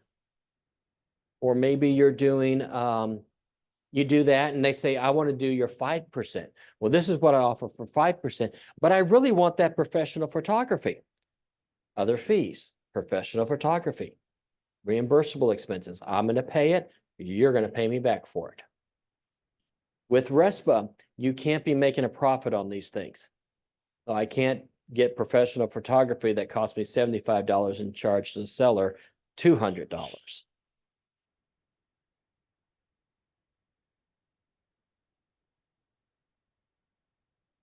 Negotiable. But if you're doing like an a la carte, so I come there with 3 columns. This is what I do for this percentage, this is what I do for this percentage, and this is what I do for this percentage. They say, I want this one, but I want that. So you can charge them for that. Okay. And we know that people, how many of y'all go into McDonald's and you order the extra large, or do you order the medium? We tend to go to the middle. So if you have 2%, 3%, 8%, they're probably going to go with that middle. Yeah. Also, some people are even talking about going to pay by hour. Oh, I'm going to charge you a retainer and you're going to pay me X dollars per hour. There's all different things we can negotiate. We need to be thinking outside the box with this settlement. Protection period. After this listing agreement expires, anyone that you've brought the listing to their attention, if they purchase that property in the number of days you put here, which I usually see 60 to 90, then our compensation is earned. Now, within 10 days, you need to send them a list of the people that are protected under that. This honestly is more of a deterrent. It's really hard to go after our compensation. We've done it and we've won, but it took a while. Plus, it means that y'all are going to have to watch this listing, see if it sells, wait till it changes hands to see who purchased it. Then we're going to have to get our lawyer to, what's our #1 job as a real estate agent? Lead generation. All that time you're watching this, lead generate. All right, F, all amounts payable to broker are paid in cash in Harris County. No matter where the property is located. It's where the brokerage is located. So whenever you see that, it's Harris County. G is just telling title they have the permission to write the checks. 6 is Oh, what you were asking about question. the term. Question, Yes. on 5F, Mhm. the amounts are payable to the broker are always Harris County. Always Harris County. It's where Even though the, located. I used to think that that was where the property was, or it might close in Fort Bend, but it's always Harris, huh? It's always Harris County. That's kind of cute. All right, thank you. Oh, listing services. Notice regarding public marketing. If you do any public marketing or the seller does any public marketing, it must be on the MLS within 1 business day. So that means if you put a sign in the yard, 1 business day, or the seller puts out on their social media, you have 1 business day. Okay, so A, seller instructs broker as follows. Broker will file the listing with 1 or more multiple listing services according to the following. A is broker will file within 3 days. I know it says 5 up there, but our MLS rules are 3 days. So with HAR, everything is 3 days. Or B, seller instructs the broker not to file this listing for 1 or more multiple listing services until, like Marcia said, it's going to take them 2 weeks to get ready. So I have today as the term, but I'm not going to market it for 14 days to get ready. To go ahead and clean the house, paint the house, do whatever is needed, get your photography done. Oh, if you choose anything other than the 3 days, you also have to add the HAR 300. That's called the non-MLS. What that does is tell that seller the benefits of having it on the MLS. You know, until it's on the MLS, it's not going to be seen by the other 40,000 agents. We know that HAR.com is the #1 search engine, so it's not going to be seen there. So it's a way to let them know, hey, get it done. Get it done if you want to sell this house. So see, Marcia, did that answer your question? So if they need to do painting and all that stuff, they just tick, do they tick both? They would tick A1B. A1B and not A1A? No, A1A says it'll be on the market within 3 days. Right, and then B says, but I put no date in there or anything, Put number of days. number of days, okay, Mhm. okay. Okay. Okay. Hey, perfect, Mitch. Thank you again. I learn everything and I learn something every time. Thank you. Thank you. So they're committed to us. If they decide to take a contract from that neighbor, they're committed to us as of today, even though we may not be marketing till this date. If you put it in coming soon, you can do that with A checked. So it has to be on coming soon within 3 days. B is if you're not going to do any public marketing or have it on the MLS. 2 is you're not going to put it on the MLS at all. Think about this. Mainly when I see it is when they do have someone that is going to purchase the property. They still want you to do all your fiduciary and everything, but this person's going to purchase it. So it's going to be non-MLS. But if they don't have somebody and they don't want it on the MLS, really think about if you want to take that time. It's hard to sell a property when you can't tell anybody about it. You can take this listing and tell everyone in KW Memorial, but I can't call my sphere of influence and tell them about it. I can't call the investors I know and tell them about it because that's public marketing.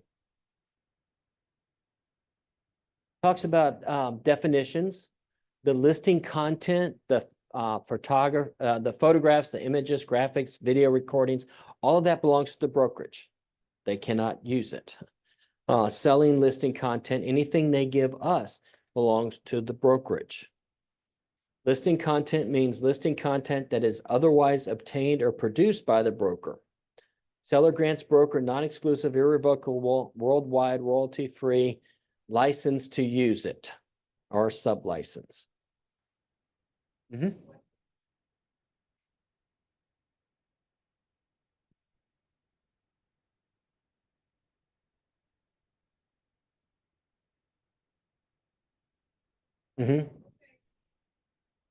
You want it in writing. And you also want to make sure that that agent has a copyright release to even use those. When you're getting your professional photography done, make sure you're getting the copyright release from that photographer. Just because you paid for it doesn't mean you have the right to use it forever. Really. You ask them. Yes, would you please give me a copyright release for these images?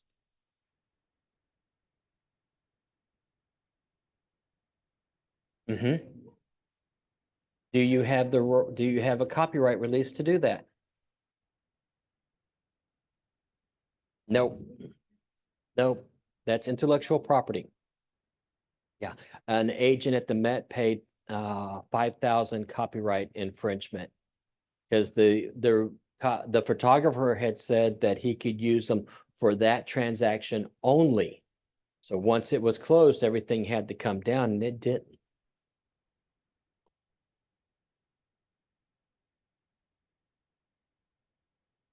Yeah, you could.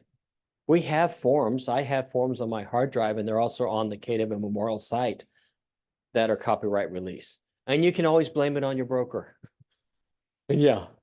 But get that copyright release, just as another CMA. Same thing with surveys. If they're copyrighted, which most of them are now, they can't be shared. They can't be publicly out there. 7 is talking about authorizing access to the property. That means giving keys, codes, and everything. Authorized broker, their associates, inspectors, appraisers to come into the property, and they're going to duplicate keys to make convenient showings. Scheduling company, Showing Smart. Everyone use Showing Smart? Shake your head affirmatively. Yeah. Basically, I'm lazy. If I can get someone else to do the work, that's why I have someone that mows my yard. So I'm not the one that the buyer's agent is trying to call to make all the appointments. Let Showing Time do that. Showing Smart do that. Key box. Do everyone use a Supra? Shake your head affirmatively. Okay. That's a great selling point for you. If you're up against an agent who uses a lockbox, is with the Supra, you set when they can open it. It cannot be opened before 8 a.m. It can't be opened after 6 p.m. And you know, with Supra, you can't even open it between those times. I learned that the hard way.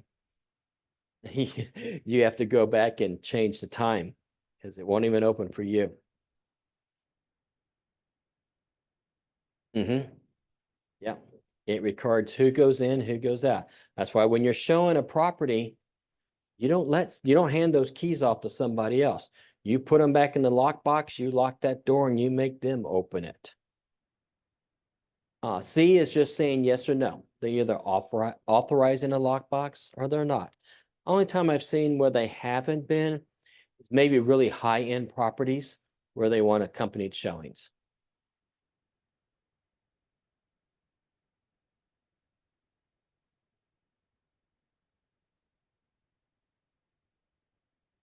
Mm-hmm.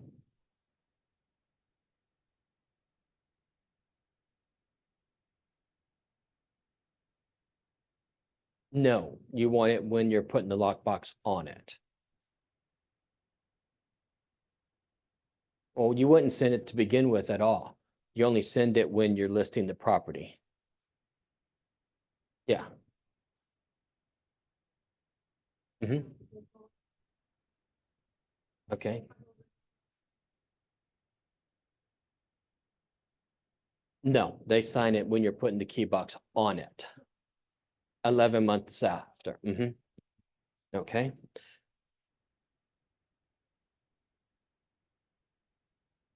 D is liability and indemnification. The seller is authorizing these things, these people to go into property, and they're going to indemnify the broker, the MLS, Showing Smart, Supra holder from anything that may happen to the house. So if somebody goes into that house and they fall, they're indemnifying us. We didn't trip them. If you did, that's a whole nother story. But they're indemnifying us. That's what they have home insurance for, homeowners insurance.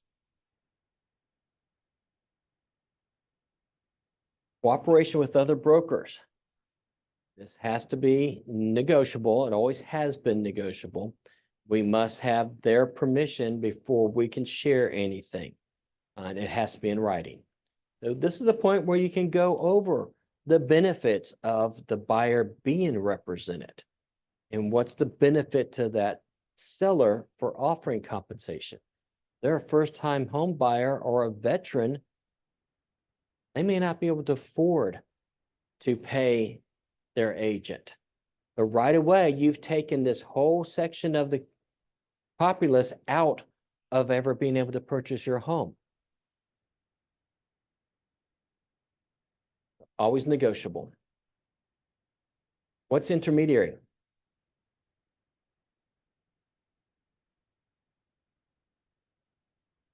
Well, intermediary would be you do represent. Intermediary is when, no, the broker represents both. The broker represents both. To represent both, there must be a buyer's representation agreement and a listing agreement. And what they're saying here, now we've already talked about the intermediary once before. You know where that was? You remember? Nope. When you talk to the buyer or the seller about intermediary, what's the first time you talk about it? IABS. IABS kind of introduces it. Listing agreement says, hey, if this comes up, are you willing to let the broker be an intermediary? They're going to say yes or no. Okay, if they say no, it can't be shown by the other 600 agents in this office.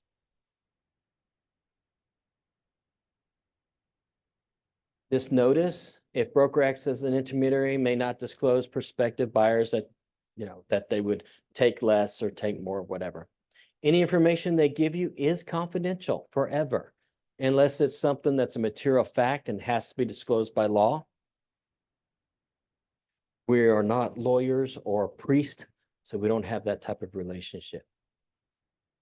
Broker authority will use reasonable effort and act diligently to market the property and get it sold. Okay, now we have somebody who says, JJ Watt, okay, I want to sell my property, but I don't want everyone knowing where my property is, but I still want it on HAR.com. So they have a choice here. Seller does not want this listing to be displayed on the internet.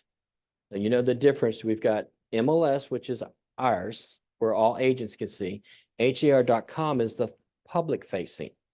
So if they check this, all agents will see it, but you won't see it when you go to HAR.com, the public side. Or two is you'll see it on HAR.com, but it won't have the address. Well, address will not even be on the MLS. Wherever the address would be, it says contact listing agent. That's what JJ Watt had. It said contact agent.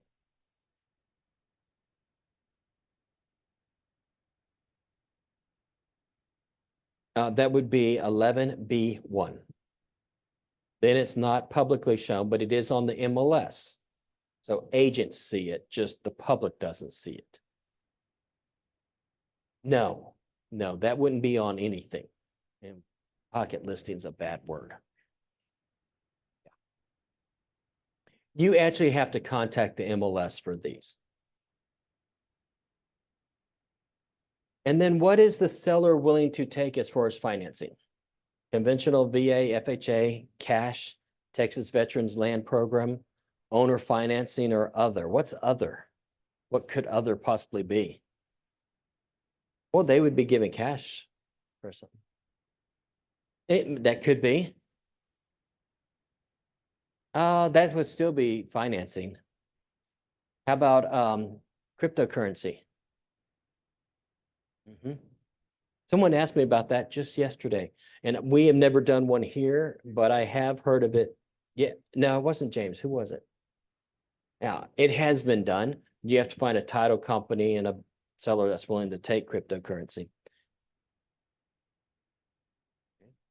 Talked about them with these. Some people are really leery about doing VAs. Historically, veterans are very qualified to purchase a home.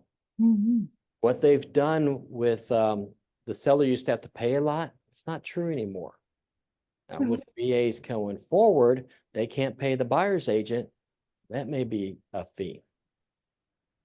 Mitch, I had a question. Yes, ma'am. Back up on that JJ Watt thing. Okay, Uh-huh. but the person would want it displayed on the internet. Can they do it on the internet without the address? Yes, they can. Okay, That is something that you have to call the MLS to set up. okay. Like a JJ Watt, he would do B also, that he doesn't want it on the, No, with that, he did B2. me too. Yeah. Mm. So the address isn't shown, but it was still out there. So if you were doing a search in the area where he happened to live, Mhm. it would show up then, but it would not have the address. Yeah. Okay. In accordance with applicable laws, we can advertise the property means that we determine. Place a for sale sign. Furnish a CMA if it's asked for. That CMA that you reviewed with them, right here it's saying if someone asks for it, we're going to share it with them. Have you ever asked a listing agent for their CMA? Yeah. Yeah, I called one and asked for the CMA because I just couldn't justify their price. So we used their CMA, which was much lower, to make the offer. Disseminate information, the property to other brokers, so on the MLS. Obtain information from any lien holders, notes to get the payoff. Accept and deposit earnest money and trust in accordance with the contract. That has changed since, we used to take the option money check and the title, remember that? Then we had to get it to everybody. Now everything goes to the title company, and nearly all title companies have an app to do the deposits. Disclose the sales price and terms. We're going to put that on the MLS when it closes. That's how we get our being able to look at a CMA. Advertise during and after the listing that we sold the listing. Place information about the listing on a transaction portal, .loop, DocuSign. And you're not authorized to sign anything on behalf of the seller. Right, seller represents they have fee simple title and peaceable possession of the home. They're not squatters. Seller is not bound by another listing agreement. Any pool spa have required enclosures and they meet the code. No entity has the right to purchase a home through a lease or first right of refusal. You may see that with condos. Seller is current and not delinquent on all loans or other financial obligations related to the property, including but not limited to mortgages, home equities, home improvement loans, homeowner associations, and taxes except. So if they haven't paid their HOA dues, you're going to put an exception there. 2, seller is not aware of any liens or other encumbrances against the property, except if they've paying off a property, they probably have a mortgage lien. 99% of the properties that we sell here are free and clear because I never see a mortgage on there. If they have solar panels, you're going to want to check to see if there's a lien on the property, and there most likely is. So if they have a mortgage, we should put it Yes, there. you should put the mortgage down there.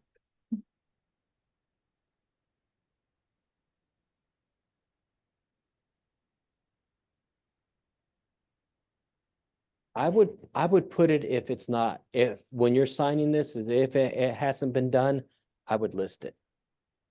Yeah, and then you can always amend it.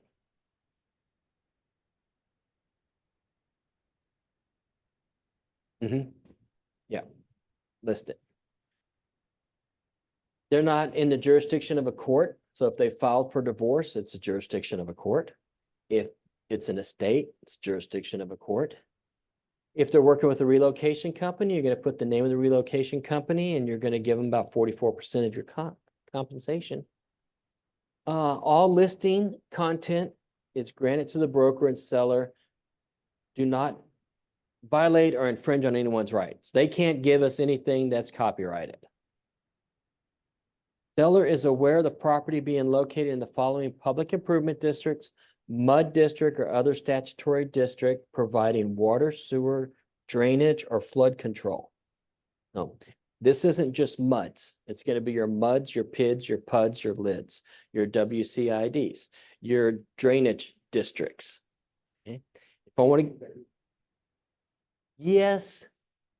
And only if it's less than 75% of the total area. You see Harris County Drainage District, that's the entire county. You don't have to disclose that. But you'll see one Brazos City Drainage District. It's only for Brazos City. You have to disclose that one.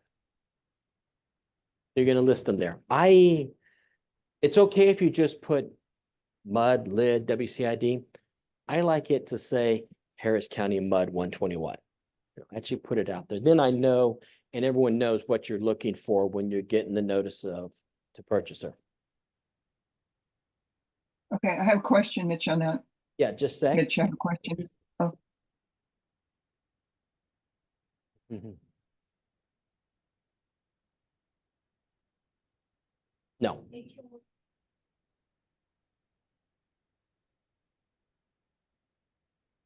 For the mud and the water districts and everything,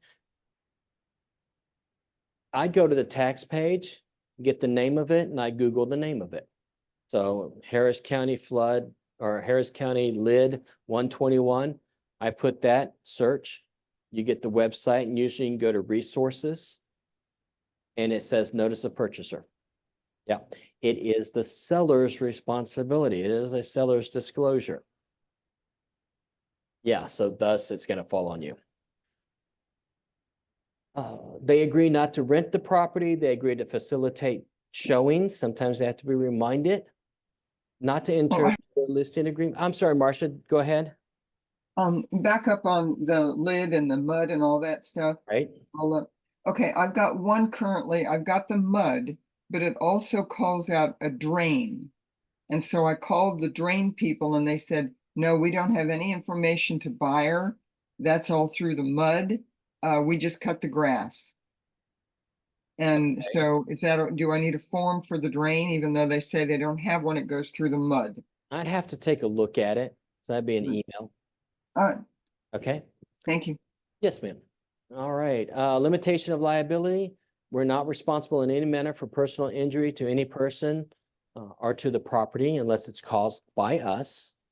We're not responsible for acts of third party. If the house is broken into, we're not a security company. We're there to market and find a willing, able, qualified buyer. We're not responsible for freezing water pipes. Not our responsibility to go out there and make sure the pipes are wrapped.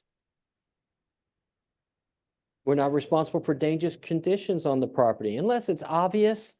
You never want to let showings if you know there's a danger. Property's non-compliance with any laws or ordinances. And this is either if the seller doesn't know about it or they just don't tell us about it. It's not us, where it's limitation of liability. And they agree to protect, indemnify us against any lawsuits.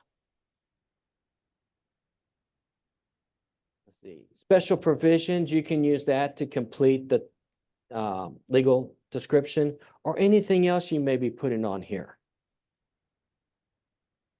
For special provisions for sellers, I've seen special provisions if there's certain times they want the properties shown. You know, we have a day sleeper, so the property cannot be shown before 2 o'clock or 3 o'clock and no later than 5 o'clock. So you can actually write that in special provisions, anything the seller has told you. It's going to go on the showing instructions also, but it's a good way to have it documented here. And because this is an agreement between us and them, you have more leeway when it comes to special provisions because we're primary to the transaction or to the agreement. Default, if we default or they default, we agree to go to mediation. Whoever loses is going to pay. Now, this is for addendas and other documents that are being added with this listing. IABS, seller's disclosure, unless it's according to Texas Property Code. If it's built before 1978, you're going to do the lead-based paint. If they've given you a T47 or they're going to give you a T47, Any MUD, water districts, other statutory tax districts, PIDs. Request for homeowners association. We should probably be using this one a little bit more often to be able to get the information on the transfer fees. So we're protecting the seller that they don't end up with the buyer paying $250 and she had to pay $3,000. That was Harvest Green, Highway 99 in Rosenberg, Richmond. Mineral rights, if they have mineral rights, most time we don't deal with that. On-site sewer facility, property insurance, decent form. Information about special flood hazards, not required, but a great form to use. If it's a condo, if there's a tenant. Seller's authorization to release and advertise certain information. They have to give us permission to release information. Have you ever asked a listing agent, why are they selling the house? Right here, you can get that form and they answer the form. And I hate it when I get these forms that says moving. Well, duh. Yeah, never leave it blank though. I've seen them come over and they're signed, but everything is blank. These are for those questions. Why are you moving? What do you want me to tell somebody? I know that your grandmother died in the house. How do you, if that comes up, how do you want me to answer it? You know, it was natural causes. It's going to come up. Anything like that that they want you to be able to disclose. It is the seller's authorization to release and advertise certain information. There is another form, information from other sources. And that just shows, you're going to fill that out and like the school district, the schools, the square footage. And you're going to, it lists, that form tells you, these are what I got, what I used, and this is where the information came from. So you give that to the seller so they know I didn't make the information, I didn't make it up. I got it right from these sources. And you can pass that right along to your buyer. Right. Additional notices, broker compensation and sharing compensation is not set or fixed. That is probably going to be moved way up in the document. We always have to abide by the Fair Housing and National Association of Realtors Code of Ethics. Broker advises seller to get the payoff. Contact their lender, find out how much their payoff is. Broker advises seller to review the MLS. That's what we talked about earlier. So when they give it to them, just give them an initial it. To secure all jewelry, prescription drugs, and other weapons. Have you seen weapons left out in the kitchen? Never? You never seen a knife block in the kitchen? You saw a gun? Okay. Mm. Wow. Yeah. Okay. We want them to secure those. The knife block, have them secure it. Don't think about think about the safety of other agents who may be coming in there. They may be working with someone they just met. Can they grab a knife? And prescription drugs and everything like that. Consult an attorney before using surveillance. And take it for granted when you're showing a property, you're being recorded, you're being watched. And then if the seller is a foreign person, then that needs to be disclosed. You need to put it on the MLS because there's certain tax and ramification that goes with that.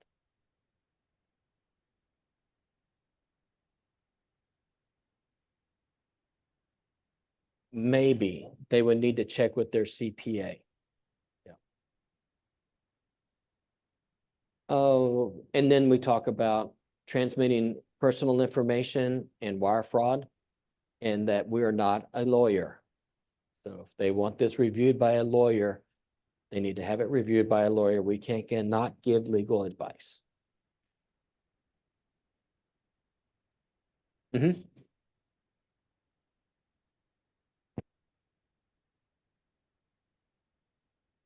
Yeah, a lot of the forms are already on that document. Everyone has to sign it. Printed broker's name, your signature, your seller's. It is not enforceable until it's signed by everybody. So if you don't sign it, you don't have a listing agreement. Ask the agent in the Woodlands who never signed it, and at closing, the seller said, we don't have an agreement for payment. I'm not paying you. And he didn't. The brokerage paid the buyer's agent, though. Yeah, so it must be signed, especially with the settlement.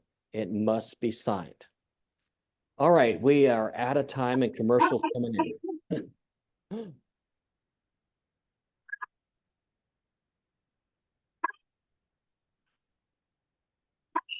It's on there. Yeah, it's on there. Mhm. All right, thank you for everybody who's online and everyone that showed up.